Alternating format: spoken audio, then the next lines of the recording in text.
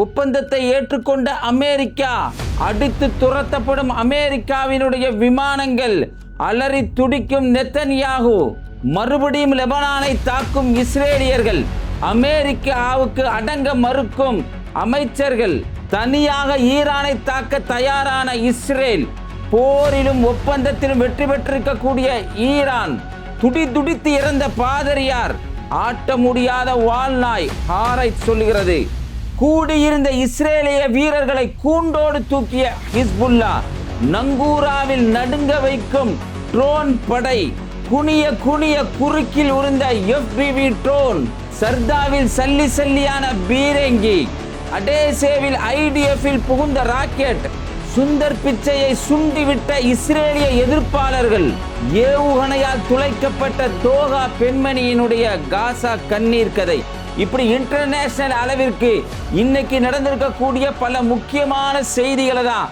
வீடியோக்களுடைய ஆதாரங்களோடு இன்ஷா அல்லாஹ் இந்த பதிவு நம்ம பார்க்க இருக்கிறோம். அதுக்கு முன்னாடி நம்ம பேட்டை டிவி யாரெல்லாம் சப்ஸ்கிரைப் பண்ணாமல் இருக்கீங்களோ அவங்களாம் சப்ஸ்கிரைப் பண்ணிக்கோங்க. பிஸ்மில்லாஹ் அரபிக் அகாடமி. வீட்டில் இருந்தபடியே குர்ஆனை அரபு மொழியில் படித்து புரிந்து கொள்ள வேண்டுமா? முஸ்லிம் மற்றும் முஸ்லிம் அல்லாதவர்கள், ஆண்கள், பெண்கள், வயது வரம்பு கிடையாது. கல்வி தகுதி தேவையில்லை. திறமை வாய்ந்த அனுபவமிக்க ஆசிரியர்களை கொண்டே வகுப்புகள் நடத்தப்படுகிறது. 3 மாதத்தில் குர்ஆனை சிறந்த முறையில் கற்றுத்தரப்படும். மேலும் விவரங்களுக்கு கீழுள்ள எண்ணை அணுகுங்கள். இன்னைக்கு போடப்பட்டிருக்கக்கூடிய ஒப்பந்தம், இந்த போர்ல ஈரான் ஏற்கனவே ஸ்ட்ராட்டஜிக்கல் ரீதியாக ஜெயிச்சிட்டாங்க அப்படிங்கிற செய்தியை பல முறை நம்ம சொல்லியிருந்தோம். அது மட்டும் இல்லாமல் இன்னைக்கு ட்ரம்ப் போய் நெத்தன்யாவுடைய பேச்சை கேட்டு போய் ஒரு பெருச்சாலி எப்படி கூண்டுல மாட்டுமோ அது மாதிரி ஹர்முஸ் ஜலசந்தியில் மாட்டிக்கிட்டான் அப்படின்னு நம்ம மட்டும் சொல்ல, மிடில் ஈஸ்டுடைய எல்லா ஜேர்னலிஸ்டும் சொன்னாங்க அப்படிங்கிற தகவலை சொன்னோம். அதே மாதிரி இந்த போர் நிறுத்த ஒப்பந்தத்தை போடுறதுக்கு எப்படியாவது தடுக்கிறதுக்கு நெத்தன்யா எல்லா வேலையும் பார்த்துக்கிட்டு இருக்கான் அப்படிங்கிறதையும் இறைவனுடைய நாட்டத்தை கொண்டு நம்ம அந்த செய்தியை சொன்னோம். இன்னைக்கு போடப்பட்டிருக்கக்கூடிய ஒப்பந்தம் முழுக்க ஈரான் ஒரு இமாலய வெற்றியே பெற்றுட்டாங்க அப்படின்னு சொல்லலாம். அதுக்கு முன்னாடி நடந்திருக்கக்கூடிய சில சம்பவங்களை ஏற்கனவே நம்ம சொல்லியிருந்தா கூட நம்ம சப்ஸ்கிரைபர் புதுசாக வந்திருப்பாங்க, அவங்களுக்காக அந்த செய்தியை நம்ம நினைவுபடுத்துகிறோம். என்னன்னு சொன்னால், பிப்ரவரி 28 அமெரிக்கா இஸ்ரேல் என்ன சொல்லிட்டு போனாங்க? ஐயோ, ஈரானில் மக்கள்லாம் பாதிக்கிறாங்க, எங்களால் தாங்க முடியலை அப்படின்னு சொல்லிட்டு போனாங்க. அதனால ஆட்சியை மாற்ற போகிறோம் அப்படின்னு சொல்லிட்டு போனாங்க. செறியூட்டப்பட்ட யுரேனியம் அங்கே இருக்குது, அதை வச்சு எல்லா நாட்டையும் அடித்து கொன்றுவாங்க மோசமானவங்க ஈரான் அப்படின்னு சொன்னாங்க. இவங்க போய் ஹிரோஷிமா நாகசாகியில் அணு ஆயுதத்தை பயன்படுத்தினாங்கிறது எல்லாருக்கும் தெரியும். இஸ்ரேல் டிமோனாவில் அணு ஆயுதம் வச்சிருக்காங்க எல்லாருக்கும் தெரியும். அப்படி இருந்து அணு ஆயுதமே இல்லாத ஈரான் மீது பழியை சுமத்தி அத்துமீறி இந்த போரை இவங்களே தொடங்கி நெத்தன்யாவுடைய பேச்சை கேட்டு போய் மாட்டிக்கிட்டாங்க. இன்னைக்கு இந்த போருடைய ஒப்பந்தத்தில் கூட ஈரான் ஜெயிச்சிருக்காங்க. 14 அம்ச போரினுடைய ஒப்பந்தத்தினுடைய நிரல்களை, அந்த செய்தியை இன்னைக்கு மெஹர் நியூஸ் சேனலும் பிரஸ் டிவியும், இந்த ரெண்டுமே ஈரானுடைய நியூஸ் சேனல் ரெண்டுமே வெளியிட்டிருக்காங்க. முதலாவது அம்சம் என்னன்னு சொன்னா, இதுல லெபனான்ல எல்லா முனைகளிலும் எல்லா இடங்களிலும் நீடித்த போர் நிறுத்தம் வர வேண்டும். கொஞ்ச காலத்துக்கெல்லாம் இல்லை, தொடரா அங்கே போர் நிறுத்தம் வர வேணும் அப்படிங்கிற ஒரு விஷயத்தை அமெரிக்கா சரி ஓகே ஒத்துக்கிறேன் அப்படின்னு சொல்லிட்டானா. அடுத்து என்ன தெரியுங்களா, இந்த ஹர்முஸ் ஜலசந்தியை ஒட்டி ஈரானை ஒட்டி இருக்கக்கூடிய எல்லா பகுதிகளின் சுற்றுப்புறங்கள்லேருந்தும் நீ உடனே வெளியேறணும். அமெரிக்கா சரிங்க நான் அதையும் செஞ்சிடறேங்க அப்படின்னு சொல்லியிருக்கான். அடுத்தபடியாக எங்களுக்கு தடைகள் போட்டிருக்க, அதாவது பெட்ரோலு அதெல்லாம் வேதிப்பொருட்கள் எங்கிட்ட இருக்கக்கூடிய பொருட்கள்லாம் தடை நீ போட்டிருக்க, விற்கக்கூடாதுன்னு. அதனால உலக சந்தையில் மிகப்பெரிய ஒரு பாதிப்பு, மக்கள் நம்ம அடைஞ்சிருக்கோம் பாதிப்பை. அந்த தடையை நீ நீக்கணும். சரிங்க ஒத்துக்கிறேன் ஜாமி அப்படிங்கிற மாதிரி ஒத்துக்கிட்டான். அதுக்கடுத்து எங்களை முடக்கி வச்சிருக்கக்கூடிய எங்களுடைய பொருளாதாரம் 24 பில்லியன் USD, இதுக்கு முன்னாடி நம்ம சொல்லியிருந்தோம் UAE மூலமா 3 பில்லியன் USD ஆல்ரெடி வந்துருச்சு. அதனால தான் ஈரான் இந்த வாட்டி UAE டச் பண்ணவே இல்லை அப்படிங்கிற செய்தியை நம்ம சொல்லியிருந்தோம். அதே மாதிரி இன்னைக்கு 12 பில்லியன் USD ஆரம்பத்தில் நம்ம செய்தியை சொல்லிட்டு வரோம். 12.5 பில்லியன் அப்படிங்கிற இருந்ததை 12 பில்லியன் USD இன்னைக்கு கொடுக்குறோன்னு ஒத்துக்கிட்டாங்க. இதெல்லாம் எப்போனா பேச்சுவார்த்தை தொடங்கிறதுக்கு முன்னாடியே கொடுக்கணும் அப்படின்னு ஈரான் சொல்ல, பதிலுக்கு அமெரிக்கா நான் கொடுத்துறேன், யார் வழியாக கொடுக்க, கத்தார் வழியாக கொடுக்கவா, துபாய் வழியாக கொடுக்கவா அப்படிங்கிற மாதிரி கேட்டு அதையும் கொடுக்க ஒத்துக்கிட்டான். அதே மாதிரி செறியூட்டப்பட்ட யுரேனியம், இந்த யுரேனியத்தை பற்றியான தகவல் என்னன்னு சொன்னால், இந்த யுரேனியத்தை நீங்கள் வச்சுக்கவே கூடாது, அழிக்கணும், சுத்தமாக நாங்கள் வச்சுருக்க மாட்டாங்க, வந்து எடுத்துருவோம் அப்படின்னு சொன்னதை இல்லை ஒரு 15-20 ஆண்டுகளுக்கு யுரேனியத்தை செறியூட்டாமல் இருங்க, ஓகே அது வரைக்கும் ஓகே அப்படின்னு சொல்லி ஒரு ரிக்வஸ்ட் வச்சிருக்க அமெரிக்கா. அதுக்கும் ஈரான் சரி ஓகே அப்படின்னு சொல்லியிருக்கிறாங்களாம். ஹர்முஸ் ஜலசந்தியில் ஏற்கனவே நம்ம சொல்லியிருந்தோம், இதுக்கு முன்னாடி ஃப்ரீயாக போய்கிட்டு இருந்ததை தேவையில்லாமல் அடிச்சு அந்த பகுதியில் ஈரானுக்கு ஒரு வசூலை ஏற்படுத்தி கொடுத்துட்டாங்க. அதனால நம்ம கூட பாதிப்படைஞ்சோம் அப்படிங்கிற ஒரு செய்தியை சொல்லியிருந்தோம். ஹர்முஸ் ஜலசந்தியை நிரந்தரமாக திறந்துருவோங்க அப்படின்னு இந்த ஒப்பந்தத்தில் இன்னைக்கு அமெரிக்கா சொல்ல, அதாவது ஃப்ரீயாக எப்போதும் முன்னாடி எப்படி இருந்துச்சோ அது மாதிரி இருக்குன்னு அமெரிக்கா சொல்ல, அதற்கு ஈரான் என்ன சொல்கிறாங்களா, இல்லை ஒரு 60 days வந்து இருக்கும், எதுக்காகன்னு சொன்னால் அதை நாங்கள் பராமரிக்கிறோம். என்னப்பா சர்வதேச நீராலையை நீ என்னப்பா பராமரிக்கிற அப்படின்னு பல பேர் நியாயமான கேள்வி கேட்டிருக்காங்க. அந்த கேள்வி நியாயம் இருக்குது. அதனால் சர்வதேச நீராலையில் நீ ஒன்றும் பராமரிக்க தேவையில்லை அப்படின்னு அவங்க சொல்லிக்கிட்டு இருக்காங்க. ஆனால் இன்றைக்கி ஈரான் என்ன சொல்கிறாங்கன்னா, நாங்கள் வந்து 60 நாளைக்கு $1 பில்லியன் ஒரு கப்பலுக்கு வாங்குவோம் அப்படின்னு சொல்லியிருக்கிறாங்க. அமெரிக்கா இல்லை அப்படி வசூல் பண்ணாதீங்க அப்படின்னு ரிக்வஸ்ட் வச்சுக்கிட்டு இருக்கான். இது போர் நிறுத்த ஒப்பந்தத்தில் இருக்கக்கூடிய அம்சங்களில் ஒன்று. அது மட்டும் இல்லாமல் பணத்தை வெளிப்படையாக அவங்களுக்கு சுருக்கமாக சொல்ல போனால், அங்கே ஆட்சி மாற்றத்தை கொண்டு வர போகிறேன் அப்படின்னு சொல்லிட்டு போனவங்க ஈரானுக்கு காசை கொடுத்து இந்திரா விட்டுறா எங்களை விட்டுறா அப்படின்னு கெஞ்சினா எப்படி இருக்கும், அது மாதிரியான ஒரு நிலை தான் ஏற்பட்டிருக்கு. சுருக்கமாக சொன்னால் இந்த ஒப்பந்தத்தை போட்டுட்டு இன்னைக்கு ட்ரம்ப் என்ன சொல்றாங்க, ஜெயிச்சிட்டோம் அப்படின்னு சொல்லி அவங்க சொல்லிக்கிறாரு. பதிலுக்கு ஈரானுடைய தரப்புல இந்த போர் நிறுத்தத்தில் அவங்க மிகப்பெரிய ஒரு வெற்றி பெற்றுட்டாங்க. எந்த அளவுக்கு நான் ஆட்சி மாற்றம் போனவன் காசை கொடுக்கக்கூடிய அளவுக்கும், அது மட்டும் இல்லாமல் இன்னொரு கோரிக்கை வச்சிருக்கிறாங்க. என்னன்னா, இதெல்லாம் தடை செஞ்சது உள்கட்டமைப்பை சரி பண்றதுக்கு $300 பில்லியன் கேட்டிருக்கிறாங்க அப்படிங்கிற செய்தி வந்திருக்கு. இது எல்லாத்தையுமே ட்ரம்ப் ஏற்றுக்கொள்ளக்கூடிய நிலைக்கு தள்ளப்பட்டுட்டாரு நெத்தன்யாவுடைய பேச்சை கேட்டு அப்படிங்கிறதான் இந்த ஒப்பந்தத்தினுடைய சுருக்கமான அம்சம். இதெல்லாம் சொன்னா இன்னைக்கு இஸ்ரேலுக்கு ஏற்பட்டிருக்கல பாருங்க, அமெரிக்காவோட இஸ்ரேல் இந்த போரில் எப்படியாவது போய் ஈரானை, லெபனானை, காசாவை, சிரியாவை எப்படியாவது அடிச்சு காலி பண்ணு வெறியில போனவனுக்கு ஏற்பட்டிருக்கக்கூடிய பாதிப்பு என்ன சொன்னான்னா, நெத்தன்யாவு நான் போய் சண்டை எடுத்து வச்சேன்ல, முஸ்லீம் நாடுகளுக்குள்ள முஸ்லீம் நாடு அடிக்க வச்சுட்டேன்ல அப்படிலாம் அங்கே தேர்தல் பிரச்சாரத்துக்காக புறப்பகேண்டாக பயன்படுத்திக்கிட்டான். இன்னைக்கு இறைவனுடைய ஏற்பாடை பாருங்க. இவனுடைய க்ளோஸ் ஃப்ரெண்டு நெத்தன்யா கேட்டான் ஒரு வார்த்தை, நம்ம சேனலில் சொல்லி கேட்டோம், ஃபக்குன்னு கேட்டான், நான் என்னதான் ஆட்சியில் இருந்துட்டு இருக்கேன், உன்னை தூக்கிட வேண்டாம்னு சொன்னான். நேற்று தினம் ஒரு நம்ம சேனலில் பேசுனது, அந்த வீடியோ கூட பல வீடியோக்களை பற்றி இன்றைக்கி வந்து அந்த வீடியோக்களை எல்லோ மார்க் கொடுத்துட்டாங்க. அந்த வீடியோலாம் அது எப்படின்னு நம்மளுக்கு ஒன்றுமே புரியலை. எப்படியெல்லாம் அவங்க அடி வாங்கினாங்க, என்ன மாதிரிலாம் தாக்குதல் வாங்கினாங்க அப்படியே நம்ம சொல்லியிருந்தோம். இன்னைக்கு இவ்வளோ ஒரு அடிபட்ட நிலையில் இன்னைக்கு இவங்க சண்டை, ஏதாவது இஸ்லாமிய நாடுகளுக்குள்ள சண்டை பண்ணி வச்சுட்டேன் அப்படின்னு நெத்தன்யா சொன்னது அப்படியே இன்னைக்கு மாறி தன்னுடைய க்ளோஸ் ஃப்ரெண்டாக இருந்த ட்ரம்ப் இன்னைக்கு நெத்தன்யாவை திட்டக்கூடிய அளவுக்கு ஆட்சியில் இருந்து தூக்கிடுவேன் அப்படின்னு சொல்லக்கூடிய நிலையை இன்னைக்கு நெத்தன்யா அடைஞ்சிட்டான். விடுவானா? அவனுடைய அடிவரடிகள் இருக்காங்கல்ல, அவனுடைய அல்லக்கைகள் இருக்காங்கல்ல, அல்லக்கைகளாக இருக்கக்கூடிய ஸ்மார்ட் ரிச்சு, இத்மான் பென்குவேர், அவங்களுடைய இஸ்ரேல் காட்ஸ், இவங்கெல்லாம் என்ன பேசுகிறாங்கன்னா, இஸ்ரேல் காட்ஸ் என்ன சொல்கிறாருன்னா, இந்த போர் நிறுத்த ஒப்பந்தம் வந்தால் கூட நாங்கள் சிரியாவில் இருப்போம், கோலன் ஹைட்ஸில் இருப்போம், அதே மாதிரி லெபனானில் லிட்டானி வரைக்கும் நாங்கள் இருப்போம், அதே மாதிரி காசாவில் நாங்கள் இருந்துக்கிட்டே இருப்போம் அப்படின்னு சொல்ல இந்த போர் நிறுத்த ஒப்பந்தத்தை உடைக்கிறதுக்காக எல்லா வேலையும் பார்த்தான். தஹியாவில் போய் தாக்குதல் நடத்தினான். தாக்குதல் நடத்தவுடனே ஈரான் உடனே உத்தரவு போட்டு அடிக்கணும்னு சொல்லிட்டாங்க. அவங்களுடைய தலைவராக இருக்கக்கூடிய சபாநாயகர், மிக பிரபலமான தலைவர் கலிபாப் சொல்லிட்டார். நிறைய எல்லாத்தையும் எடுத்து வச்ச உடனே ட்ரம்ப் வந்து இல்லை அடிக்காதீங்க அப்படின்னு சொன்னப்போ அதை ஒரு டிப்ளமேட்டிக்காக ஹேண்டில் பண்ணி அடிக்காமல் இருந்து ட்ரம்ப்கிட்ட நெத்தன்யாவை எதிரியாக காட்டுறதுக்காக என்ன பண்ணாங்கன்னா, சரி ஓகே அப்படின்னு ஒத்துக்கிட்டாங்க. இதுக்காக பணம் கூட கைமாறுச்சு அப்படிங்கிற ஒரு செய்தியும் வந்திருக்குது. இன்னைக்கு இப்படிப்பட்ட நிலையில் தான் அவங்களுடைய அமைச்சர்கள் என்ன பேசுகிறாங்கன்னு சொன்னால், இஸ்ரேல் காட்ஸ் என்ன சொல்கிறாங்கன்னா, நாங்கள் நிரந்தரமாக அந்த பகுதியிலே இருப்போங்க, அது நாங்கள் வெளியே வரமாட்டோம் அப்படின்னு சொல்கிறாங்க. இது ஒப்பந்தத்தை உடைக்கிறதுக்கான வேலைகளில் ஒன்று. இத்மார் பென்குவேர் பெரிய ஆகப்பெரும் சைத்தான், ஒரு தொப்பியை போட்டு இருப்பான். அதாவது குழந்தைகளை கொண்டா கூட போய் கைத்தட்டி கை கொடுத்து நீங்கள் சூப்பராக இருப்பான்னு சொல்லுவான். அவ்வளோ மோசமானவன். அதாவது பெண்களை கற்பழிப்பதும் இராணுவ நடவடிக்கைன்னு சொன்ன உலகத்திலேயே ஒரு அமைச்சரை இப்போ தான் பார்க்க முடியும். போலந்து அயர்லாந்தில் அவனை உள்ள நுழைய தடை போட்டிருக்கிறாங்க. இந்த இத்துமார் பென்குர் அவன் என்ன சொல்கிறான்னா, நாங்கள் இஸ்ரேலியர்கள் என்பவர்கள் அமெரிக்காவுடைய குடிமகன்ல அடிமைகள்லாம் இல்லை, அமெரிக்கா சொல்கிறதெல்லாம் நான் கேட்க முடியாது அப்படிங்கிற மாதிரி பேசியிருக்கான். நம்மால் யாரே மரகண்டவன் இவன் இருக்கான நேசமணி ட்ரம்ப்பு, இவர் ஏற்கனவே மரகண்ட ஆள், இன்னைக்கு அந்த ஆள் அப்படியே மண்டை புடச்சிக்கிட்டே போகுது. அப்படியான ஒரு பேச்சை இன்னைக்கு இத்துமார் பென்குர் பேச. ஸ்மார்ட்ரிட்ஸ், இந்த ஸ்மார்ட்ரிட்ஸாக நிறைய நீதி கண்ணீர் வடிச்சாங்க, என் பிள்ளையெல்லாம் அடிச்சிட்டாங்க, என் பிள்ளையெல்லாம் கொல்லமாக ஆக்கிட்டாங்க அப்படின்னு சொல்லி சொன்னான். அவன் பிள்ளை எப்படிப்பட்டவன்னா, லெபனானில் யாரும் வந்தால் கொல்லவா அப்படின்னு கேட்டவன் தான் அவன் பிள்ளை. அவன் இன்னைக்கு என்ன சொல்கிறான்னு சொன்னால், இந்த போரில் நாங்கள் தனியாக நிற்போம், ஈரான் நாங்கள் தனியாக அடிச்சுன்னு காலி பண்ண போகிறோம், அவங்களுடைய ஆட்சியை மாற்ற போகிறோம் அப்படின்னு சொல்லி அவங்களுடைய அமைச்சர்கள் எல்லாம் கத்திக்கிட்டு இருக்காங்க. இதுக்கடையில் அவங்களுடைய போக்குவரத்துறை அமைச்சராக இருக்கக்கூடிய மாரி நெக்கேவ் அப்படி என்ன சொல்கிறான்னா, அவங்களுடைய பென்குரியன் விமான நிலையத்தில் இன்னைக்கு அமெரிக்காவுடைய விமானங்கள்லாம் இருக்குது, அதெல்லாம் எடுத்துக்கிட்டு அமெரிக்கா உடனே வெளியே ஓடலைன்னு சொன்னால் அவ்வளோதான் அப்படிங்கிற மாதிரி ஒரு எச்சரிக்கை சொல்லியிருக்கிறான்.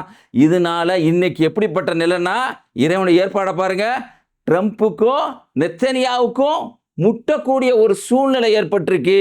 ட்ரம்ப் வச்சு தானே எல்லா ஆட்டம் ஆடினேன், அந்த ட்ரம்ப்பையே இன்னைக்கு தன்னுடைய ஆள்களாக இன்னைக்கு ஈரான் மாற்றி, அதே சமயத்தில் ட்ரம்ப்பையும் நெத்தனியாவும் மோதக்கூடிய ஒரு நிலை ஏற்பட்டுருச்சு. அப்படிங்கிறது தான் இந்த ஒப்பந்தத்தில் இன்னைக்கு நடந்திருக்கக்கூடிய முக்கியமான செய்திகளை ஒன்று. தொடர்ந்து பார்த்தீங்கன்னு சொன்னால், ஹிஸ்புல்லாவுடைய தரப்பில் அவங்க அடிச்சிருக்கக்கூடிய இடங்கள் தொடர்ந்து இங்கே அடிச்சுக்கிட்டு இருக்காங்க. இங்கே போர் நிறுத்தம் வந்துருச்சு, ஒப்பந்தம்லாம் வந்துருச்சு அப்படிலாம் ஏற்பட்டால் கூட, உடனே வந்துருச்சு அப்படின்னு சொன்னால் கூட இப்பயும் தாக்குதல் நடத்தப்பட்டிருக்கு. நீங்கள் பாருங்கள், லெபனானுடைய இப்போ நான் பேசுகிற சமயத்தில் லெபனானுடைய பல பகுதிகள், சவுத்தார், பின்ட் ஜெபீலு, கஃப்வார் திப்னிட், இந்த 3 பகுதிகளையும் பீரங்கி தாக்குதல் தொடர்ந்து நடத்திக்கிட்டு இருக்கிறாங்க. தொடர்ந்து அங்கே அந்த காட்சிகள்லாம் வந்துகிட்டு இருக்கு, ஒரே புகை மூட்டமாக இருக்குது, தொடர்ந்து பாதிப்பு ஏற்படுத்திக்கிட்டு இருக்காங்க லெபனானில். இதுக்கு காரணம் என்னன்னா, இவங்க தொடர்ந்து அங்கே செஞ்சத வேலை, அதுக்கு பதிலடி கொடுத்தது தான் ஹிஸ்புல்லா பல இடங்களில் பதிலடி கொடுத்தாங்க. அதில் குறிப்பாக பார்த்தீங்கன்னா, அப்படி குனிய குறுக்கிலே போட்ட மாதிரி, அது அங்கே ஒரு ஐடிஎஃப் ஒரு லூசு பைய, எப்படிப்பட்ட லூசு பையனாக இருப்பான்னு பாருங்கள். இந்த காட்சியை பார்த்தீங்கன்னா உங்களுக்கு தெரியும். ஒரு ட்ரோன் வருது, மேலேருந்து வந்து அப்படியே ரைட்டில் கீழே இறங்கி அவங்கள பார்த்து ஓடுது. இந்த நாய்கள்லாம் விரண்டு அடித்து ஓடுறாங்க. ஓடின உடனே ஒருத்தன் குறுக்கில் போய் உழுவ போகுது, கரெக்டாக முதுகில் உழுவ போகுது. அதை ஒருத்தன் சுட போகிறான். டேய், மேலே இருக்கிறத சுட்டாதான்டா அது மேலே வெடிச்சு போகும். ஏன்னா ட்ரோனில் இருக்கக்கூடிய வெடிமருந்து 70 கிலோ வரைக்கும் மேலே கூட இருக்குன்னு சொல்கிறாங்க. பக்கத்தில் சுட்டா என்ன ஆகும்? அந்த பைத்தியம் அதை சுடுறதுக்காக நின்றான், ஆனால் அவன் மேலே விழுந்திருக்கு. இது மட்டும் இல்லாமல் நங்கூராங்கிற ஒரு பகுதியில் ட்ரோனுடைய படையை அமைச்சிருக்கிறாங்க. அந்த ட்ரோன் கரெக்டாக பார்த்தீங்கன்னா ஐடிஎஃப் சோல்ஜர்ஸுடைய கட்டளை மையங்கள் அங்கே போய் இருந்துக்கிட்டு வேவு பார்க்கறதுக்காக ரேடார் மாதிரி வச்சுருக்காங்க. அந்த இடத்துல இன்னைக்கு அடி விழுந்திருக்கு. அதே மாதிரி மஜிதல் சுனீன் அப்படிங்கிற ஒரு பகுதியில் பார்த்தீங்கன்னா அங்கேயும் இன்னைக்கு ஹிஸ்புல்லாக்கள் அடிச்சிருக்காங்க. சர்தார்னு ஒரு பகுதி, சர்தாரில் அவங்க பீரங்கியெல்லாம் வச்சுருந்துருக்காங்க, பீரங்கி குண்டு அந்த பகுதியில் போய் அடிச்சிருக்கிறாங்க. அது மட்டும் இல்லாமல் இந்த எப்பயுமே இந்த ஜேசிபியை வச்சு நோண்டி எதையாவது அந்த தரையெல்லாம் ஓட்ட போடுறது, இல்லை டனல் இருக்கான்னு செக் பண்ணுறது, இப்படியான வேலையில் ஈடுபட்டுறாங்க.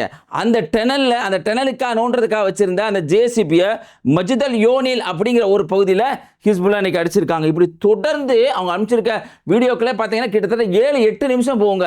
அந்த அளவுக்கு இன்னைக்கு ஹிஸ்புல்லாக்கள் அடிச்சிருக்கக்கூடிய வீடியோக்கள் பரவலாக இன்னைக்கு சோசியல் மீடியாவில் வைரல் ஆகிட்டு இருக்கு.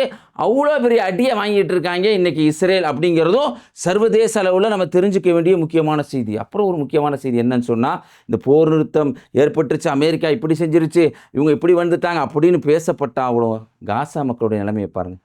இன்னைக்கு கூட 4 பேர் இறந்து போயிருக்கிறாங்க. ஆரம்பத்தில் கத்தம்புல் அல்-அம்பியாவினுடைய தலைவராக இருந்த அலி என்ன சொன்னார்னா, அலி அப்துல்லாஹி என்ன சொன்னார்னா, இதை இப்படியே போய்கிட்டு இருக்கனால லெபனானை எப்படி நாங்கள் உள்ளே சேர்த்தமோ அது மாதிரி காசாவுடைய போர் நிறுத்தமோ காசா மக்களுடைய நல்வாழ்வுக்கான எதிர்கால திட்டங்களை நான் உள்ளே சேர்க்க போகிறேன்னு சொல்லி சொன்னாங்க. கேட்கல ரொம்ப சந்தோஷமாக இருந்துச்சு. ஆனால் காசா மக்களுக்கான அந்த நிவாரணம், அவர்களை பற்றியான பேச்சு, அது அங்கே போர் நிறுத்தம் வர்றது, அவங்க போய் மக்களை கொண்டுகிட்டு நிறுத்துறதுக்கான வேலைகளை இந்த இடத்துல மக்கள் கவனிக்காமல் விட்டுட்டாங்க, மக்கள் பேசாமல் விட்டுட்டாங்க. தன்னுடைய வெறியாட்டத்தில் அந்த சைடு தீர்த்துக்கிட்டு இருக்கிறான் அங்கே போய். அது மட்டும் இல்லாமல் மேற்கு கரையில் தொழுதுகிட்டு இருந்தாங்க, பள்ளிவாசலில் போய் அங்கே போய் குண்டை போட்டிருக்காங்க, நெருப்பு வண்டியை வச்சு அங்கே உள்ளே அமுச்சு விட்டுருக்காங்க. இப்படி கேவலமான வேலையை செஞ்சுக்கிட்டு இருக்காங்க. இந்த கேவலமான வேலையை பார்க்குறனால தான் மக்கள் வெகுண்டு எழுதுகிறாங்க. கொந்தளிச்சு போராடுறாங்க பாருங்க. ஸ்டான்போர்ட் யூனிவர்சிட்டின்னு ஒரு யூனிவர்சிட்டி, காலேஜ் மாதிரி இல்லை, யூனிவர்சிட்டி மாதிரி. அந்த யூனிவர்சிட்டியில் சுந்தர் பிச்சை, தமிழ்நாட்டை சேர்ந்த சுந்தர் பிச்சை வர்றாரு. கூகுளுடைய நிறுவனத்தினுடைய சிஇஓ, மேலாளர் வர்றாரு. வரக்கூடிய இந்த இடத்துக்கு மாணவர்கள்லாம் வர்றாங்க. என்ன பண்ணுறாங்கன்னா, ஃபுல்லாக பலஸ்தீன கொடியை ஏந்திக்கிட்டு வர்றாங்க. பலர் அவரை அவருடைய விருதுகளை வாங்காமல் தவிர்க்கிறாங்க. காரணம் என்னென்னா, கூகுளுடைய மேப்பும் அதே மாதிரி கூகுளில் இருக்கக்கூடியவங்க என்ன பண்ணுறாங்கன்னா, அமெரிக்காவில் ஒரு பிரச்சனை போகுது, கொடியேற்ற பிரச்சனைகள் சொல்லி, அதுக்கு கூகுள் நிறுவனம் உதவுது, அதனால் மக்கள் பாதிக்கப்படுறாங்க, கூகுள் ஹெல்ப் பண்ணுறனால பலஸ்தீன மக்களும் பாதிக்கப்படுறாங்கன்னு சொல்லி அவருக்கு எதிர்ப்பு தெரிவித்து பல பேர் அவர்கிட்ட அந்த பட்டத்தை வாங்கலை, பல பேர் தங்களுடைய கண்டன குரலை எழுப்புறாங்க. இது சர்வதேச அளவில் மிகப்பெரிய வைரல் வீடியோ ஆகுதுங்க. சர்வதேச அளவில் பேசப்பட்டாலும் நம்ம தமிழ்நாட்டுடைய சிங்கம்னே சொன்னால் தஞ்சைன்னு மறந்துடவே கூடாதுங்க. ஒரு மாணவர், ஐஐடி மாணவர் பேசிய விஷயம், ஏறி பட்டம் கொடுக்குறப்ப அன்பு சகோதரன் பேசுகிறான். உண்மையிலேயே அவன் சொன்ன வார்த்தை அப்படியே பச்சை மரத்தில் ஆணி அடித்த மாதிரி இருந்துச்சு. என்ன சொன்னான்னா, நம்ம கண்டுபிடிப்புகள், நம்மளுடைய பயிற்சிகள், நம்மளுடைய அடுத்த கட்ட நடவடிக்கைலாம் மக்களுடைய நல்வாழ்வுக்காக இருக்கணும். ஆனால் இப்போ கண்டுபிடிக்கிறதெல்லாம் அப்பாவி மக்களை கொல்லப்படுறாங்க. அதுக்கு உதாரணம் தான் காசா மக்கள் அப்படின்னு தஞ்சை, தமிழ்நாட்டை சேர்ந்த தஞ்சைங்கிற அன்பு சகோதரன் பேசுகிறான். அவனுடைய நினைப்பு தான் அந்த சமயத்தில் ஞாபகம் வருது. ஒவ்வொரு சமயம் அந்த பையனை நம்ம நினைவு கூற வேண்டிய இடத்துல அந்த பையனுடைய பேச்சுகளை சமூகத்துக்கு தெரியப்படுத்த வேண்டிய பொறுப்பு உண்மையில் நம்மளுக்கு இருக்குது. ஏதாவது நம்ம காசா மக்களை பற்றியான செய்தியை போட்டு மக்கள் பாதிக்கப்படுறான்னு சொன்னோம்னா, சில பேர் கிறிஸ்துவர்கள் ஜெய் இஸ்ரேல் ஜெய் இஸ்ரேல்னு சொல்லுவீங்கல்ல, அப்படி சொல்கிறவங்களுக்கு தான் கமெண்ட்டில் சந்தோஷப்படுறீங்கல்ல, உங்களுக்கு ஏற்பட்ட நிலையை பாருங்கள், உங்கள் பாதிரியாருக்கு ஏற்பட்ட நிலையை பாருங்கள், இஸ்ரேல் எப்படி செஞ்சுருக்கான்னு பாருங்கள். அதாவது ஒரு பாதிரியார் துடிச்சு இறந்து போயிருக்கிறாருங்க. சாதாரண துடிச்சு இறந்து போயிருக்காரு. அவருடைய பேர் ஃபாதர் பிராரி எல் ராய்ன்னு சொல்லி அவருடைய பேர். அவர் பார்த்தீங்கன்னு சொன்னால் லெபனானுடைய பகுதியில் இருக்கார். இந்த ஃபோட்டோ தான் அவருடைய ஃபோட்டோ. இவரை அடிச்சிருக்காங்க, குடும்பத்தோடு அடிச்சிருக்காங்க. இவர் துடிச்சு இறந்து போயிருக்கிறாரு. அங்கே இருக்கக்கூடிய பேராயராக இருக்கக்கூடிய இன்னொரு எல்லைஸ் அப்படிங்கிறவர் சொல்கிறாரு, 30 ஆண்டுகளில் சந்திக்காத ஒரு பிரச்சனை லெபனானில் சந்திச்சுக்கிட்டு இருக்கோம். கிறிஸ்துவ மக்களுடைய கல்லறைகள் அழிக்கப்பட்டிருக்கு. இன்றைக்கி பார்த்தீங்கன்னா ஒரு கல்லறை, கலியா அப்படிங்கிற இடத்துல இருக்கக்கூடிய ஒரு கல்லறை 1925 1995 வரைக்கும் அந்த கல்லறை இருந்ததா, அதை இன்னைக்கு அழிச்சிருக்கிறாங்க இஸ்ரேல். அது மட்டும் இல்லாமல் லெபனானுடைய பல பகுதிகளில், டயரில் இருந்த பல பகுதிகளில் இருக்கக்கூடிய தேவாலயங்களை தாக்கியிருக்கிறாங்க அப்படிங்கிற செய்தி வந்திருக்கு. இதுக்கு முன்னாடி நம்ம ஒரு செய்தி போட்டோங்க. பாதிரியார் மேற்கு கரையில் ஒரு கன்னியாஸ்திரியை போய்கிட்டு இருந்த அம்மா பார்க்கவே அவ்வளோ பாவமாக இருக்கும். தள்ளி விட்டா மூஞ்சிலாம் அடி. அது மாதிரி இல்லாமல் அந்த மேரி மாதம் அவங்க சொல்லுவாங்க, நம்ம இதில் அப்படி கிடையாது, மரியம் அலைஹிஸ்ஸலாம் சொல்லுவோம். அவங்க மேரி மாதம் சிகரெட் அடிக்கிற மாதிரி வச்சாங்க, இயேசுடைய சிலையை அடிக்கிற மாதிரி வச்சாங்க. இதெல்லாம் போட்டால் கூட கமெண்ட்டில் புரியலையாப்பா, நான் சொல்கிற செய்தியை செக் பண்ணி பாரு, உண்மையிலே இருக்குதா இல்லையா. ராய்ட்டர்ஸ் இந்த செய்தியை சொல்லியிருக்காங்க. ராய்ட்டர்ஸ் செய்தி முகமேன்னு ஒன்று இருக்குது, வேர்ல்டே நம்பர் 1 நியூஸ் சேனல்கள் அது ஒன்று. அதெல்லாம் நியூஸ் வந்திருக்கு. இன்றைக்கி ஒரு பாதிரியார் இறந்து போயிருக்காரு அப்படிங்கிறதும் நம்ம தெரிஞ்சுக்க வேண்டிய சர்வதேச செய்திகளில் ஒன்று. ஒவ்வொரு வீடியோடைய கடைசி பகுதியிலும் எவ்வளோ தூரம் இஸ்ரேல் மோசமானவங்க அப்படிங்கிறத தெரியப்படுத்துறதுக்காகவும், காசா மக்கள் எவ்வளோ தூரம் கஷ்டப்பட்டாங்க அப்படின்னு தெரியப்படுத்துறதுக்காக அந்த மக்களுடைய வரலாறை நம்ம தொடராக இறைவனுடைய நாட்டத்துக்கு இணங்க சொல்லிக்கிட்டு வர்றோம். பார்த்தீங்கன்னா இந்த சம்பவம் கிட்டத்தட்ட மே 30 2025 அன்னைக்கு என்ன நாள்னா, அதாவது நோம்புன்னு சொல்லுவாங்கள்ல, பெருநாள் என்று சொல்லுவாங்க, ஈதுல் ஃபித்ர் நாளில் ஒரு தாய், தோஹாங்கிற ஒரு தாய், 33 வயசு அவங்களுக்கு, அவருடைய மகள் ரிதால் 13, இன்னொரு மகன் சைபு 12, இன்னொரு மகள் 100 10, இன்னொரு மகன் ஒசாமா 4 பேரையும் கூட்டிக்கிட்டு ரொம்ப நாளாக கஷ்டப்பட்டுட்டோம், நம்ம தங்கச்சி வீட்டுக்கு போய் பார்த்துட்டு வரலாம் தங்கச்சி அப்படின்னு சொல்லிட்டு அவங்களுடைய தங்கச்சி அஸ்மா அவங்கள பார்க்குறதுக்காக போகிறாங்க. போகிறதுக்கு முன்னாடி தான் வாழ்க்கையுடைய நிலையை சொல்கிறாங்க. பசியிலையும் பட்டினிலையும் என் வாழ்க்கையை கடந்து நான் போனேன். தெற்கு நோக்கி என்னை போக சொன்னாங்க. தெற்கு நோக்கி போகிறதுக்கு எந்த வழியுமே இல்லை. அதனால் நான் இங்கேயே இருந்து என்னானாலும் பரவாயில்லன்னு பசிக்கு பட்டினிக்கு மத்தியில், குண்டடிகளுக்கு மத்தியிலே என் வாழ்க்கையை கழித்தேன். என் வாழ்க்கையில் இந்த நோம்பினுடைய அந்த பெருநாளுடைய சந்தோஷத்துக்காக என் தங்கச்சி வீட்டுக்கு என் பிள்ளைகளை கூட்டிகிட்டு போனேன். போன இடத்துல இஸ்ரேல், எல்லாம் கவனித்து பாருங்கள், இந்த நோன்பு பெருநாள்னு சொல்லுவாங்களா, அது எப்படிப்பட்ட நாள்லாம் புரிஞ்சுக்கிறதுக்காக சொல்கிறதா இருந்தால் இந்து மத சகோதரர்களுக்கோ கிறிஸ்துவ நண்பர்களுக்கு சொல்லுவதா இருந்தால் அது இந்த தீபாவளி நாள், அதே மாதிரி நீங்கள் கிறிஸ்துவர்கள் கொண்டாடக்கூடிய ஒரு பண்டிகை நாள் மாதிரி அந்த நாளில் கொண்டு போய் குண்டு போடுறான். இந்த தாய் சொல்கிறாங்க, தோஹாங்கிறவங்க, நான் வெடித்து சிதறி, நம்ம வீடியோக்கெல்லாம் காமிச்சிருந்தோம், மக்கள்லாம் வெடித்து சிதற மாதிரிலாம் பல காட்சிகள் காசால் நடந்துச்சு. அப்படி வெடித்து சிதறி வேறு பில்டிங்கில் கடந்தேன். என் உடலில் என்ன இருக்குன்னு எனக்கு தெரியல. ஆனால் உயிரோடு இருந்தேன். என் பிள்ளைகளுடைய நினப்பு தான் வந்துச்சு. ஏன்னா நான் 4 பிள்ளைகளை கூட்டிகிட்டு போயிருந்தேன். ரிதாலை கூப்பிட்டு போயிருந்தேன், அதே மாதிரி ஒசாமாவை கூப்பிட்டு போயிருந்தேன், நூரை கூப்பிட்டு போயிருந்தேன், சைபை கூப்பிட்டு போயிருந்தேன். என்ன ஆச்சுன்னு தெரில. அந்த நிலை தான் எனக்கு வந்துச்சு. திரும்படியும் எனக்கு அந்த நினைவு வருது. நினைவு வந்ததுக்கப்புறம் திரும்படியும் ஹாஸ்பிட்டலு. அப்புறம் சுயநினைவு பெறுறாங்க. பெற்றவொன்னே பார்த்தா கை, நெஞ்சு பகுதி, முதுகு பகுதி, தலை, இப்படி பல இடம், முதுகு தண்டு பல இடங்கள் சிதைஞ்சு எனக்கு வெளிநாட்டுக்கு ட்ரீட்மெண்ட்டுங்கிற ஒரு நிலை ஏற்பட்டுச்சு. அங்கே என் மகன் மட்டும் உயிரோடு வந்தான். என் கணவர் வந்தார். கணவருடைய பேர் வந்து பார்த்திங்கன்னா உமர், 44 வயசு அவருக்கு.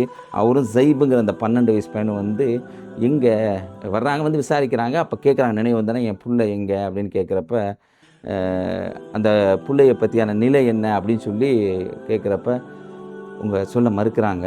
ஆனால் உங்கள் தங்கச்சி, இன்னொரு தங்கச்சி வந்து சொல்கிறாங்க, இறந்துட்டா புள்ள, சொர்க்கத்தில் ஒரு சிட்டுக்குருவி மாதிரி இருப்பா, இறைவன் நம்பிக்கை வை அப்படின்னு சொல்லி சொல்கிறாங்க. அந்த சமயத்தில் அவங்களால பேச முடியல. பின்னாடி வந்து பேட்டி கொடுக்குறாங்க. அவங்க பேச முடியாதனால ஒரு வார்த்தை எழுதுகிறாங்க. அரபியில் என்ன எழுதுகிறாங்கன்னா, அல்ஹம்துலில்லாஹ், நான் ஏற்றுக்கொண்டேன், பொருந்தி கொண்டேன், நான் திருப்தி அடைகிறேன், நான் பரவாயில்ல, இறைவனுடைய நாட்டை நான் ஏற்றுக்கிறேன் அப்படின்னு சொன்னோன்னே அவங்க வெளியில் வந்ததுக்கப்புறம், ஹாஸ்பிட்டலேருந்து வந்ததுக்கப்புறம் தன் மகள் எப்படி இறந்தா, எப்படி இறந்து போனாங்கிற செய்தியை சொல்லும்போது சொல்கிறாங்க, ரிதால்ங்கிற அந்த குழந்தை, அந்த 13 வயசு குழந்தையுடைய கை மட்டும்தான் இருந்துச்சான், வேறு உடலுடைய எந்த பகுதியும் இல்லையா. இந்த உசாமாங்கிற பையன் தலை இல்லாமல் இருந்தான். ரொம்ப சந்தோஷம். என்னென்னா எனக்கு ஒரு மகிழ்ச்சி, இறைவனுடைய நாட்டம், அல்ஹம்துலில்லாஹ், என்னுடைய நூறுங்கிற குழந்தை இறந்து போயிருந்துச்சு, ஆனால் உடல் சிதையாமல் இருந்துச்சு அப்படின்னு சொல்லிட்டு கடைசியில் ஒரு வார்த்தை சொல்கிறாங்க, ஏவுகணையால் துளைக்கப்பட்ட எங்களுடைய குழந்தைகளுடைய நீதிக்காக நான் பேசிக்கொண்டே இருப்பேன், நீதி கிடைக்கிற வரைக்கும் பேசுவேன் அப்படின்னு சொல்லி அந்த தாய் அந்த வார்த்தையை சொல்கிறாங்க. இப்படிப்பட்ட செய்தியை உலகறிய செய்வது, உலகத்துக்கு தெரியப்படுத்த முடிய பொறுப்பு அல்லது கடமை அப்படின்னு நினச்சி இந்த வீடியோவை உங்கள் நண்பருக்கு ஷேர் செய்யுங்க.